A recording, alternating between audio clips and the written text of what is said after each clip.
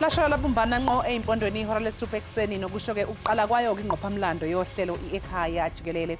Ngithi ingqophamlando phela mbukeli ngoba yilona lodwa uhlelo lokuqala ngqa kumabonakude lapha eNingizimu Afrika ukusakaza isidlo sasekuseni ngezilimi zesiNguni. Igama lami nguNonxolwa kwaMwali uMamtshali, ihlabangane limhlophe qwa, intokazi yasondini esishamthetho sesifundazwe esidala. Angihambi ngedwa, ngihamba nokholosa wakwaLubisi uMadlongothi. Molo Mamtshali. Molo Madlongothi. Masibulise mbukeli ngalensiyasa umhlake weshumi elinesithathu kweyomnga kuvimba wethu ke wanamhlanje senze unako siqokelela sidibanisa uvimba wanamhlanje seke sakuphathela lamanqaku alandelayo ongathi ke ukulindele mbukeli kusekwe esinye ke isikhululo senqwelo moyo sebillion ezisixhenxe zerandi kufuphi nayo eDurbanville eKapa.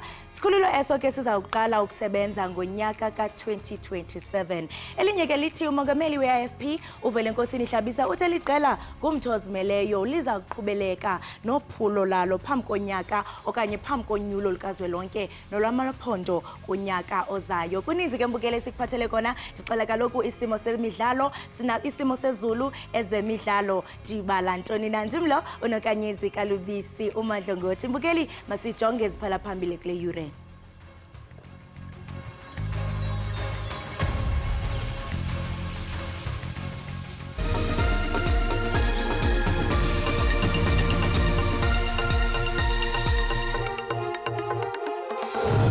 Any political party that does not have a solution to corruption and load shedding has no place in the ballot paper.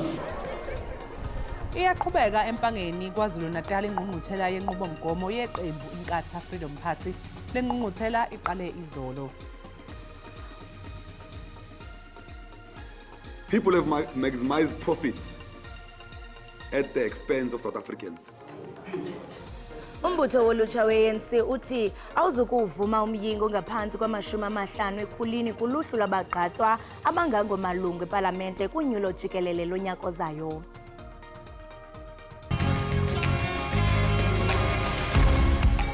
Sanibonani umpumi lonke sinje niqhubekani nibukele Ekhaya Jikelele nisitholele isport, i-entertainment kanye ne-current affairs. Mina nawe sophumelela noma ngabe sebemelene nathi, thando lwethu lomelele noma kungaphelo kwalomhlaba. Ekhaya Jikelele ncwa.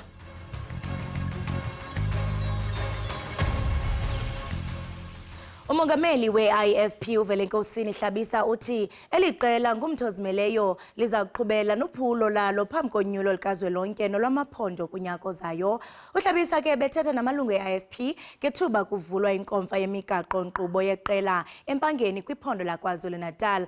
Isigqibo ke se-IFP sokuzibandakanya isivumelwano sensebenziswano namaqela hlangabezane ke neengxabangxaba ezingaphakathi eqeleni. Lamalungu e-IFP ahlangene lapha kuzohlahla indlela eyaphambili yeqembu. Izithunywa ezibalelwa ku-500 zihambele le ngqungquthela ukuze sibheke imigomo siphinde sidingide ngezinto ezibucayi ezithinta izwe. Umnotho, ezenhlalakahle nobudlelwano bamazwe ngamazwe ngezinye zezihloko okuzoxoxwa ngazo. Njengamanje iqembu le-IFP lingelesinye ngobukhulu ephalamende likazwelonke kanti esishayamthetho KwaZulu-Natal ilona qembu elikhulu eliphikisayo. I-IFP ithi imphumela yakamuva nje okhethweni lokuchibiyela ikhomba ukuthi lisethubeni lokuphinda lithathe isifundazwe. Abaholi beqembu bathi kwimigomo yabo bafuna ukubeka abantu phambili. In 1994, nobody was talking about corruption and load shedding. But in 2024, any political party that does not have a solution to corruption and load shedding has no place in the ballot paper. Umnumzana Hlabisa uthi ukhetho langonyaka ozayo balibheka njengolisemqoka kakhulu eNingizimu Afrika. Ufaniselo lokhetho njengolokuqala lwentando yeningi ngo-1994 olwaholela ekushintsheni kwamandla. They will not be business as usual, delivering the expected results and seeing very little change. Mnumzane uHlabisa ube secacisa ngokubamba iqhaza kwabo esivumelwaneni samaqembu amaningi e-multi-party charter wathi kufanele abantu badideke. Uthi iqembu lenkatha lizimele. Le ngqungquthela izophela ngoLwesithathu. Indaba ze-SABC ngu-Iindaba Mhlongo empangeni. Umengameli uCyril Ramaphosa umemezele ukusungulwa kohlelo oluzodla isizumbulu esingu-1 billion wamarandi sohlelo likamengameli lwezifundo zobudokotela i-PhD. Lolu hlelo lusungulwe ngaphansi kwesikhwama sikazwelonke socija abantu ngamakhono.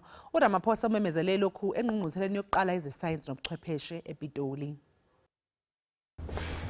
Ngabantu abangaphezulu kuma-200 abaphuma kuhulumende, izifundiswa, imibutho yoluntu nenkokheli zoshishino abangungelene kwiziko lehlabathi le-CSIR ePitoli kuboniswana ngemiba yezakhono, ubuchwepheshe nokuvelisa njengezinto ezinganefuthe elichumisayo kuqoqosho lweli. Njengenxalenye yokuzalisekisa eliphupho, umongameli ubhengeze iphulo elijoliswe ekubeni ulutsha lube nako ukufikelela kuphando-nzulu olunokuvela nezinto ezinkulu. It therefore gives me a lot of pleasure to announce the establishment of the Presidential PhD Initiative through an initial 1 billion rand investment from the National Skills. Umongameli ukwacela becandelo labucala namahlakani ehlabathi ukuba babinze ekukhuliseni utyalo-mali kwi-Presidential PhD Initiative Fund ukuze ibe sele ine-5 billion rand kwinxili yayo ngonyaka 2030.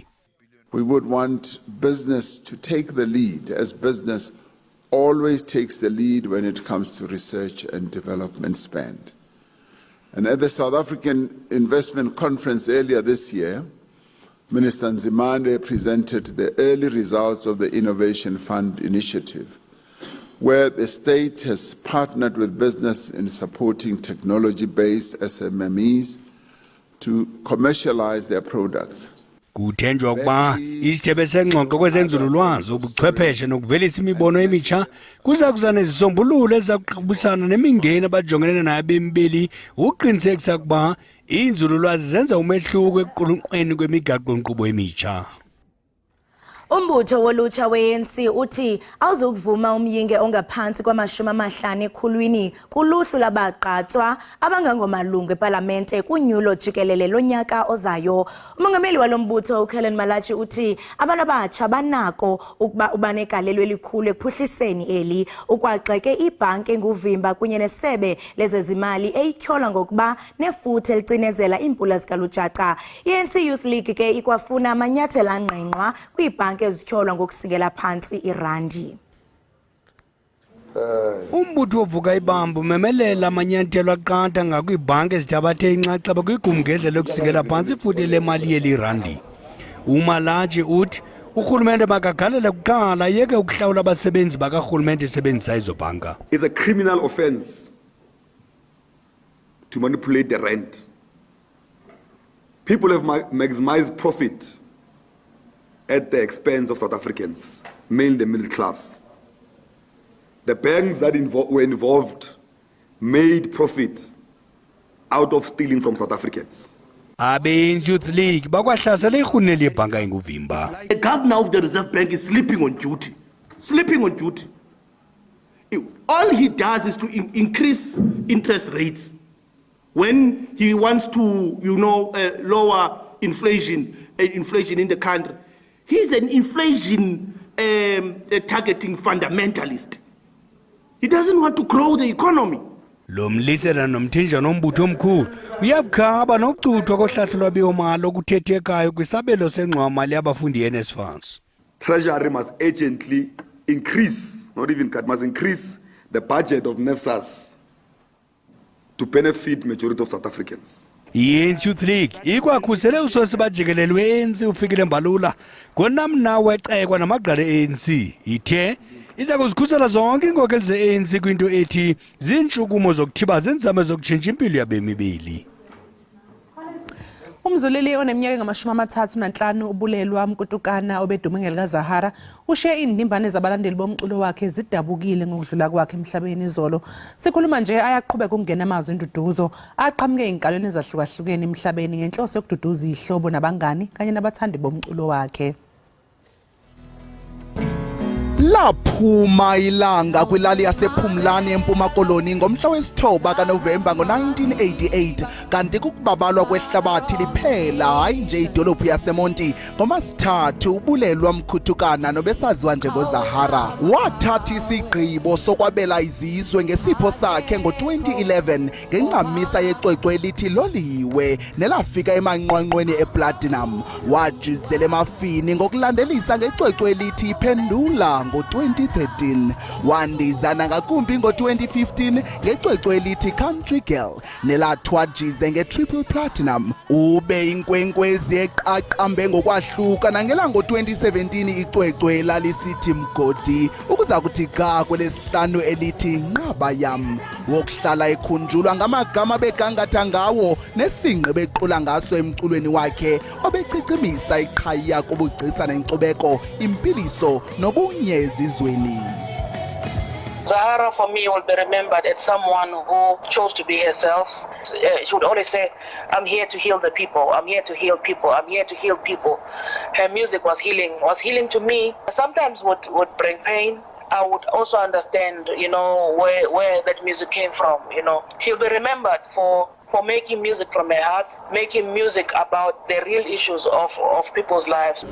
Zahara's death is a real unfortunate one. I mean, we've been robbed of great talent.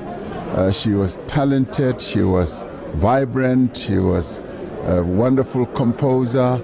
Ulusandambane otyelele ikhaya likaZahara uphefumle ngemeko akuyo umama wakhe wenjenje. Mama's looking amazing. I'm sure she's in pieces, but she's keeping it strong. I'm sure for everybody else who's going to walk in here, she's a picture of clear strength and wisdom, which can only come with age and having given birth to someone as big, because isizalo sakhe literally changed the universe. Ngubani na ubengayilindelanga lenzwakazi yesizwe okokuba ibuye esibhedlele ingumqabaqaba uza kuqabela amaqonga uqaqambise isingqi saseAfrika kwakhona. Usapho lukaZahara luthi luphulukene nengqaka kambe lumtyibele njengeqhawekazi ebeliyimvuze-mvuze bububele intobeko nobuntu.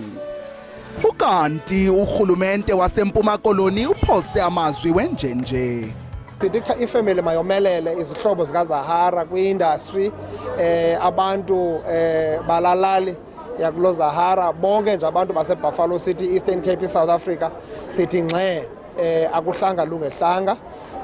Siyayazi xa ithe wasihlutha into ebesiyithanda ubuyisa eyakhe makwenzeke intando yakhe. uZahara uwe evuka kumahlande nyuka kwikhondo lakhe lomculo. Ngo-2014 waswelekelwa ngumninawa ukanti ngo-2021 waswelekelwa ngudadewabo mdala. Ushiya ngasemva isoka lakhe nazalwa nabo abathathu ukanti iinkcukacha ezithe vetshe ngesingcwabo sikaZahara zisiza kuvakaliswa.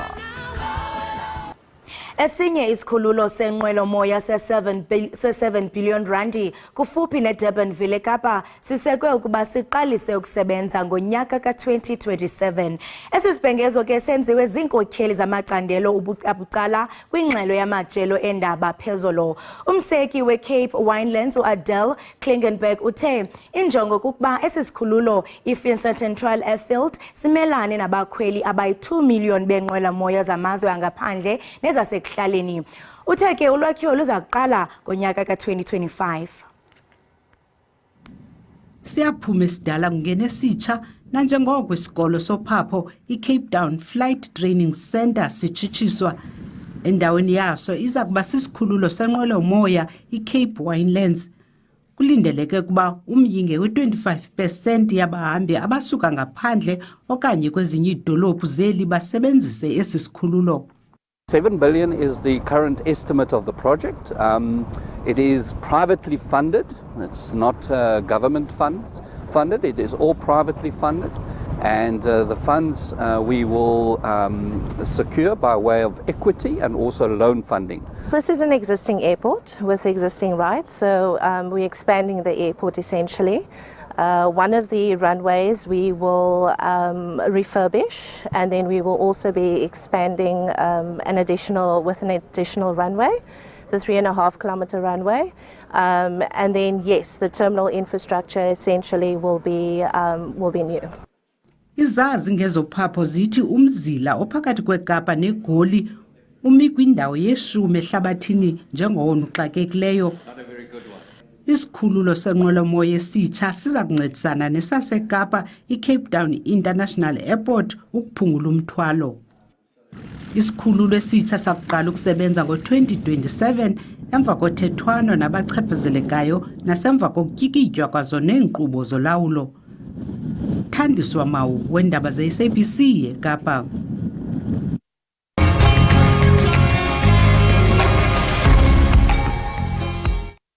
Sibambe ngazo zozibini mbukeli we-Ekhaya Jikelele ngokuba kanti usahleli nathi. Kukholeleka ukuba ikumkani yaseSwatini nelilizwe ke elingummelwane woMzantsi Afrika chithe imali engaphaya kwekhulu lezigidi zerandi yemali yabarhafi yela lizwe ukuze ibe kanti ithengela abantwana bayo iimoto zohlobo lweFerrari. Oku ke kuzana njengokukholelwa ukuba uninzi lwabahlali phakwela seSwatini bathaxa indlala nentlupheko kangangokuba kude kuphele namayeza okunyanga izigulana kwizibhedlele zabo. Kokunxulumene ngoku ke simeme intatheli enamava kwiindaba ezenzeka phakwela seSwatini uSihle Mavuso. Sihle Mavuso, masikubulise sikwamkele enkqubeni, sibambe ngazibini ngexesha lakho. Sanibona ninjani? Siyaphila Nkosi Tata. Kodwa ke ngaphambi kokuba sibe noludliwano ndlebe, ndingathanda ukuva abantu abathe baphefumla bahlomla ngalomba bathini na. Sithanda nje ukuva bathe bahlomla endizabafunda apha emoyeni siva into okubana bathini na. USabina uye waphefumla isithi into yobana maybe they rented them. I really find it hard to believe this. Uyatsho into yobana mhlawumbi ezimoto kuthiwa eziFerrari mhlawumbi baye bazirenta, yena akakholelwa tu into yobana le nto inyani. Masijonge omnye uphefumle wathini. Uandile wesi5 naye uphefumlile sithi the struggle continues. Uyatsho into yobana ubunzima noko buyaqhubeka. Kuncembe sijonga bathe babhala futhi uNqumba Shabalala uthi can a leader with conscience be so extravagant when his people go to bed without a meal? This is what will lead to people saying, is this thing necessary? Would we not be better off without it? uNqumba nayo uyaphefumla sisho into yobana noko ingaba mhlambe inkokheli esizawuthi inonembeza ichithe imali ngolhlobo ekubeni abantu belala umqolo phandle belambile. Uyatsho into yobana ezi zinto ezibumila bunje zizawenza abantu bathi ngenene bekunyanzelekile into yobana athenge imoto ezingaka. Kuncembe sijonge mbukeli omnye othe wabhala uwandile Mandle Zwane uthi the level of poverty in Swaziland. Uyatsho into yobana noko iqondo lwentlupheko kwela lizwe liphezulu kakhulu. Mnumzana uSihle, ngabantu aba bathe basibhalela behlomla ngalombo sizawuthetha nawo namhlanje. Njengokuba ke uzivela ukuba kukho izikhalo kuluntu lwaseSwatini malunga nokuthengwa kwezi moto, ingama mhlawumbe ezityholo zokuba ngenene le mali kubhatalwe iFerrari over 100 million zinyani? Yeah, of course, sengizwile abantu bephawula abanye abakholwa ukuthi into njengale yenzekile. Well, angibasoli ke ngoba I think ima uhlala eSouth Africa, umhlala South Africa, you know ukuthi every cent of the government they are accounted for it. But in Swaziland that's not the case. King Mswati we-executive monarch uthatha onke ama-decisions, imali yezo uyisebenzisa noma kanjani ngendlela afuna ngayo. Ngiyabona nje siba abantu basathuswe 100 million othenga ngawo ama-Ferrari, which is true by the way. At some point waspenda 250 million wathenga imoto, ama-BM nama-Maybach, and then wathuthumela his entire family to a holiday in Miami in the US. So this is not new.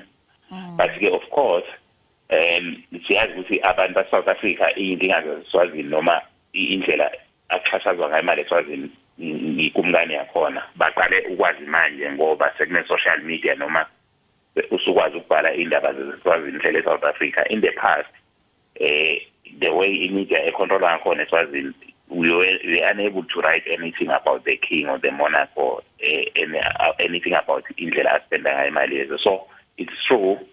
It's no longer shocking to abantu baseSwazini. They've become used to it because they know that the king akakhweshinwa imali yezo uyisebenzisa noma kanjani. And here is another interesting point about the party lena whereby ba-emvelele izimoto for ingane zenkosi. Kunendawo ekuthiwa iJozini Big 6. Isendaweni ekuthiwa iLavumisa. Mangabe uyazi le ndawo ise-border se-South Africa between South Africa, Mozambique and Swaziland. Mawungena nge-border gate yaseGolela noma the nearest South African town is Pongola. MawusePongola ubuka leya ndawo. It's dry, it's very poor, but there is a resort within that poor area. Cabanga ukuthi lawo maferali wahamba wathula endaweni enjalo whereby everyone is poor, but there is a resort and they book that resort for a week, they're partying and they unveil those cars. It tells you, it shows you ukuthi how heartless and how present the Swazi king is. Ndiyakuva apho sitsho into yobana ngenene ayonto intsha lena zininzi ziganeko apho siye sabona iividiyo zithe phasalala kumakhasi onxibelelwano apho abantu bekhuza besithi yho imali engaka mhlawumbe echithwa ezimotweni. Ndiyakhumbula nange-50th birthday yakhe wachitha imali engapha yako 13 million ethenga ijet. I mean kwezi ziganeko zingaka zisenzekayo and siyaqonda into yobana kuthiwa umyinge wamashumi asixhenxe ekhulwini 70% wabemi basesatwini baphile endlaleni. Siyava nokuba mhlambe kukhona izibhedlele ezingenazo unyango okanye i-drugs because I mean yintlupheko engapha ya njengokuba usitsho into yokubana abantu sele beyiqhelile lento because ayiyonto intsha. Singathi mhlambe ngenene ukumkani uMswati wesithathu ubakhathalela abantu basesazini okanye kuba vele beseyiqhelile okanye uthatha i-advantage because of that? Not at all, akabakhathalele, not at all. Ngicabanga ukuthi kuyena it's now all about him and his family. You remember that mangabe ufika eSwazini, the southern part is extremely poor because akayithandi the southern part. He lives with his family in the northern part. And what they've done, but developed the area around Mbabane, Ezulini, Lobamba, where they live. They've developed a mini Miami there for themselves. And they've left the rest of the country poor. Two, I understand ukuthi abantu bathuswa iloku okwamanje. You remember that this is his second jet. He bought another jet when the country had no money to buy stationery for Ikole, when the country had no money for drugs in hospitals, when the country was battling a drought, a 5-year drought. He bought his first jet. There was an uproar, of course. But he ignored everyone and he went ahead and bought that jet. That jet was impounded somewhere in Canada because of a certain date he had with a businessman in Singapore. Immediately after that, he bought another jet, millions. He spent millions. It was around 450 million. You remember that when he bought that jet, yes, to suit his taste, yes. There is a disco inside that jet, Kunama bedroom and everything. So almost $500 million was spent on that jet. So, but there are people in Swaziland who are raising their voices and speaking out against this. Unfortunately, by minority than the majority in Swaziland, yes, they are not standing up to say enough is enough. And I mean phakathi kwento eye yathethwa ngu-spokesperson kakumkani kukuba bona xa bebuza into yokubana are they aware of this, batsho into yobana no asikho aware.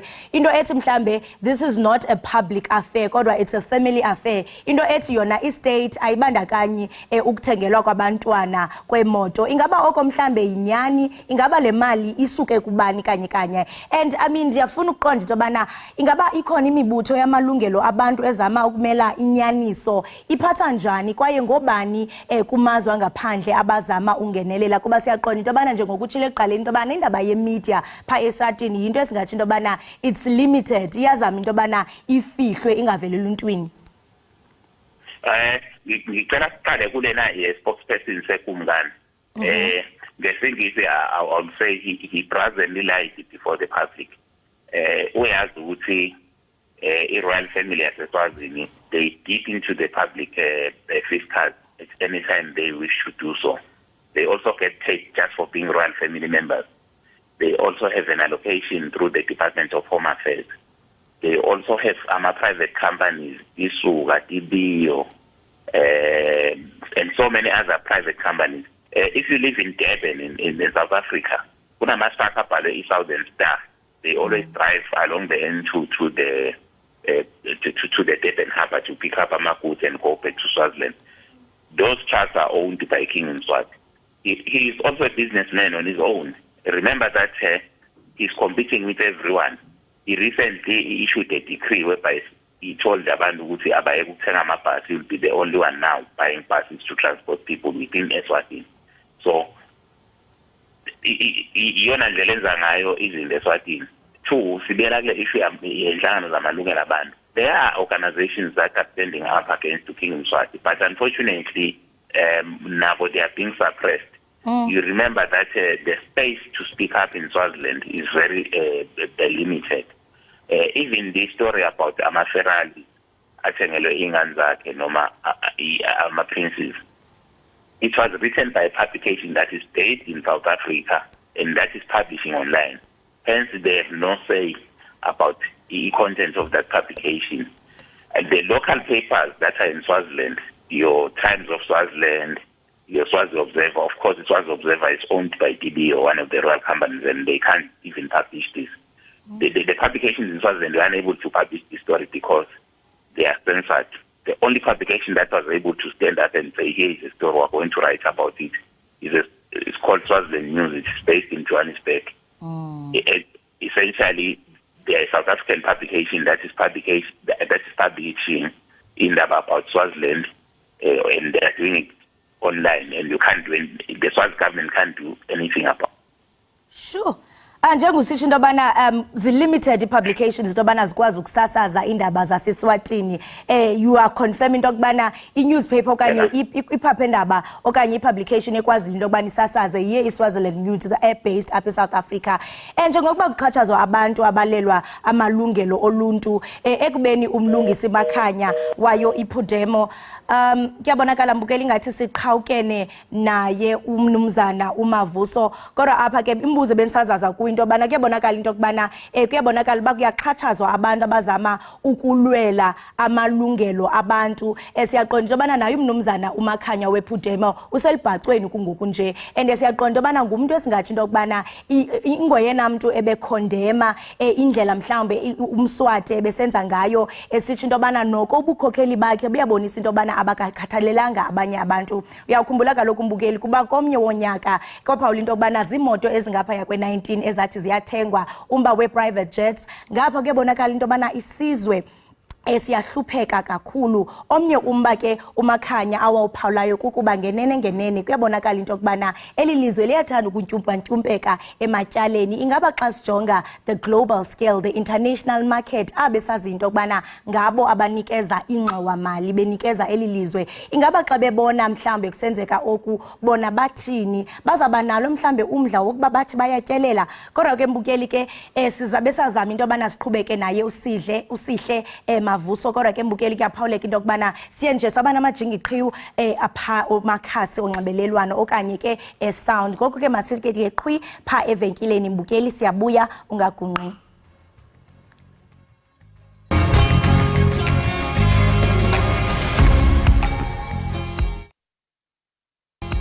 Siphinde sikwamukele mbukeli Ekhaya Jikelele, sibonge kakhulu ngokuthi usahlanganyele kanye nathi. Iyaqhubeka ingqungquthela yenqubomgomo eqenjini iNkatha Freedom Party KwaZulu-Natal. Le ngqungquthela ibanjelwe empangeni eMhlathuze, kanti izolo umengameli waleli qembu uVelenkosi Enhlabisa uthe enye yezinto abayibhekayo kule ngqungquthela ngukuthi yize bezolungenela ngokuyimela ukhetho likazwelonke oluzobanjwa ngonyaka ozayo, kodwa abaphikisani nokusebenza kwamanye amaqembu ngokuhlanganyela. Njengamanje ngohlelo lweZoom sixhumana nosihlalo we-IFP KwaZulu-Natal uThami Ntuli. Asikubingelele sikwamukele ohlelweni Ekhaya Jikelele, sibonge kakhulu ngesikhathi sakho namhlanje. Ngiyathokoza kakhulu noxolo nababukeli. Ntuli, ake siqale nje ekuqaleni, yini inhloso yale ngqungquthela? Inhloso yale ngqungquthela ukuba kubuyekezwe imigomo esikholelwa kuyona njengeqembu le-IFP ukuthi ngayo ingakwazi ukulungisa isimo sezwe njengoba siyiqembu elinational futhi iqembu elicontestayo inketho licontestela ukuthi nalo lingaliphatha izwe. Manje ke sibuka ke imikhakha eyahlukahlukene ngabe imkhakha wezemfundo ukuthi thina njengeqembu le-IFP sithini kufanele kwenzakaleni ukuze ezemfundo zikwazi ukukhiqiza abantwana abangezukuyithola bebhubhabhubha ngabi kwamathuba omsebenzi. Siphinda futhi sibheke udaba lwezomnotho ukuthi umnotho wezwe uma besinika ukuba siphathe la singaphatha kanjani thina yini esingayenza ehlukile engenza ukuthi umnotho walelizwe leli ukwazi ukukhiqiza amathuba omsebenzi futhi ukhule ungashoni phansi. Sibuka imikhakha eyahlukene ngabe amaphoyisa ezokuphepha ngabe udaba leli luka-DSD. Sibuka nje yonke imikhakha ekhona ukuthi uma bese uhulumeni ikuphi esikholwa kubona ukuthi ikona bengalethi ixazululo enkingeni eyikhona ebhekene nezwe lakithi. Yebo Mnumzane uNtuli, ngibonile ukuthi umengameli weqembu uphawulile ukuthi iqembu elingakhulumi noma elinganawo umgomo noma elingenazo isombululo kwi-load shedding kanjalo kanye ne-corruption iqembu okungamelanga ukuthi lingene kwi-ballot paper. Ingabe nina nimephi ngalokho? Iziphi isombululo mhlawumpe eningaba nazo uma ngabe kuziwa endaweni yokucisha ngogesi? Eqinisweni sinenkolelo ukuthi isimo lesi sokucisha kagesi akusona ukuthi isimo bekufanele sibe khona, kodwa khona kufanele bekwenziwa ukuze ugesi ungacishi. Sinenkolelo ukuthi fanele sibuyiselwe ke leso simo esimene sijwayelekile, abantu babe nogesi ngaso sonke isikhathi ngoba kunomthelela ongemuhle kwezomnotho.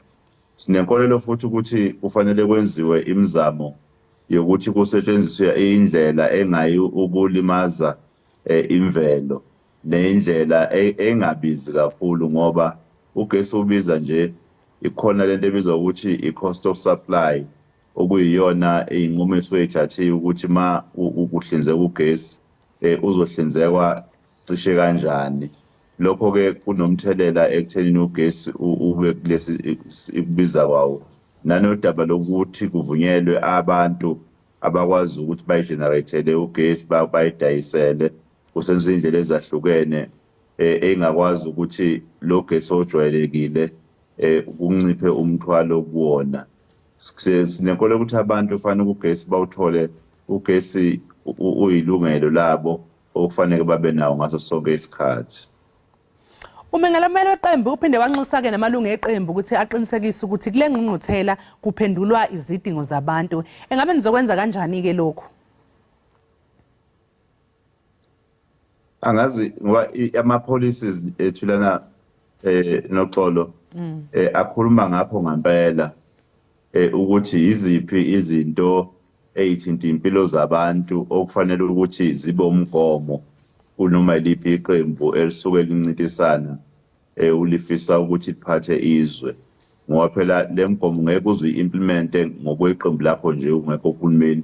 Kufanele ube uhulumeni bese ukwazi ukuyi-implementa, kodwa noma kuthiwa awukabe uhulumeni kufanele ikulekelele ekuthenini uma kuxoxwa kuthathwe iy'nqumo ngey'mpilo zabantu imikhakha eyahlukene ube nawo umgomo othi wena uwumelele ngoba uyakholelwa kuwona ukuthi iwona ongakwazi ukulekelela abantu ukuthi iy'mpilo zabo zibe ngcono. uHlabisa Ntuli uphinde wathi ukubeka phambili abantu ikhona okuzonxenxela iqembu amavoti. Engabe kuthini wena kwakuphawula kuloko?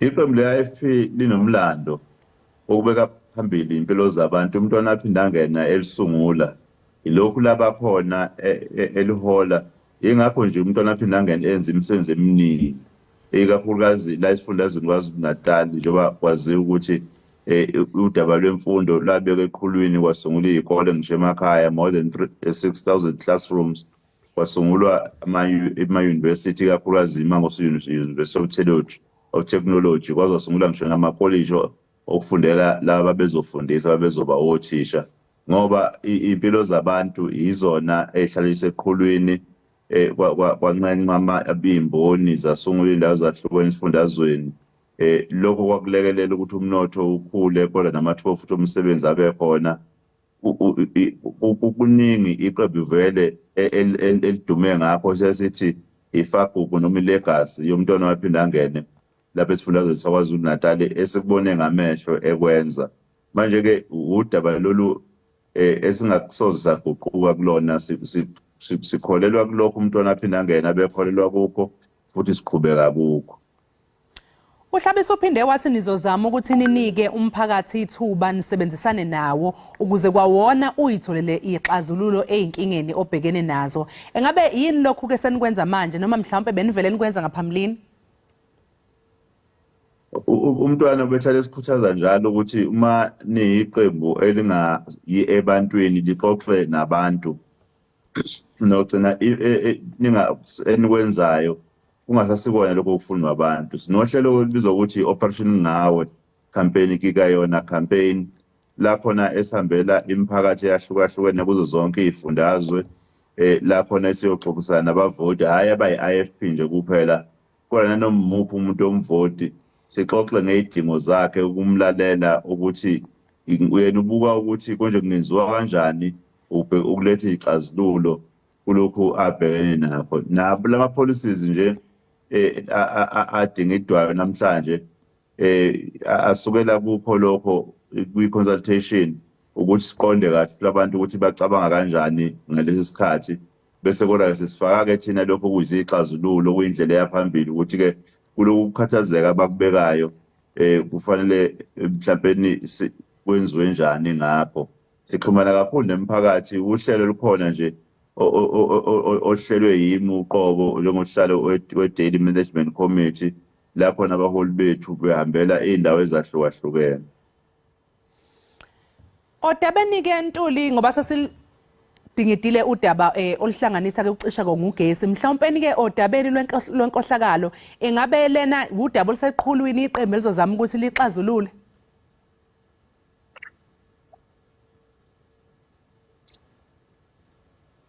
Mnumzane Ntuli ngabe sisatholana? Napho sengiqala ukuzwana. Hayi bese ngibuza ukuthi ngoba besike sathi ukuxoxa-ke ngodaba lokucisha konga ugesi uma ngabe sesingena-ke manje odabeni-ke lwenkohlakalo ingabe inkohlakalo ingezinye izinto yini iqembu elidingidayo eyiseqhulwini kanti futhi elizozama nokuyixazulula? Impela lolo daba ngoba ilona daba seqhulwini kakhulu ngoba isimo nje sezwe lethu sinjena nje wazi ukuthi kuno state capture ababe khona ngalo kwe state capture nenkohlakalo nje idla lubi uyawubone lapha iminyango eminingi kahulumeni kukhona okuvelayo ukuthi akwenzekanga kahle izinga le irregular fruitless and wasteful expenditure njengoba liphezulu kangaka okunye sokufazela kona ukuthi kukhona izinto ezisuke ingenziwanga kahle ukulandela imigomo kanti okunye kusuke kuveza kona ukuthi kungenzeka kuba khona inkohlakalo esuke ikhona. Izinga lenkohlakalo njengoba liphezulu kangaka sikhathazeke sonke ngoba siyazi ukuthi ilona linomthelelo ongemuhle ey'nkingeni abantu asebebhekene nazo njengamanje nawo ugesi njengoba usunenkinga kangaka nje ubona ngathi o-Eskom bayahluleka manje ubona isho laba iy'nkampani lezi kahulumeni ngathi ziyawa manje konke lokho ocoshayo ukuthi kuphakathi kunodaba lwenkohlakalo. Manje-ke asikwazi ungalibeka eqhulwini ukuthi udaba ofanele thina sinikeze ithuba njengeqembu la-IFP siqhamuke namaphi amasu okulwisana nalo lolu daba lwenkohlakalo ukuze izwe lethu libuyele esimeni la khona ama-resources akhona ezokwakha amathuba azonikeza abantu abahlala khona la impilo engcono. Sibonga kakhulu-ke Mnumzane Ntuli ngesikhathi sakho. Siphinde futhi nje-ke senihalalisele phela ngokwenza kahle laphaya kuma-Salga Games. Ngazi noxolo buye ungabusezwakala. Hayi sixolise-ke ngalokho Mnumzane Ntuli. Bengisho nje ukuthi sibonge kakhulu ngesikhathi sakho ngaphinde futhi nje-ke sathi sifisa ukunihalalisela kakhulu-ke ukuthi nenze kahle laphaya kuma-Salga Games. Siyathokoza kakhulu noxolo. Sibonge kakhulu. Lewo ke mbukeli bekuthama Ntuli owusihlalo we-IFP KwaZulu Natal. Besixoxa naye ke ngengqungquthela yeqembu eqhubekayo eMbizo Conference Center eMpangeni eMhlathuze KwaZulu Natal. Njengamanje ke mbukeli ke sesiye ligoqa lapho ke ihora lethu lokuqala, kodwa ngaphambi kokuthi ke siqhubekele phambili singene kwelesibili ake sithi sibone ukuthi kubi kanjani lapha kwisimo sezulu.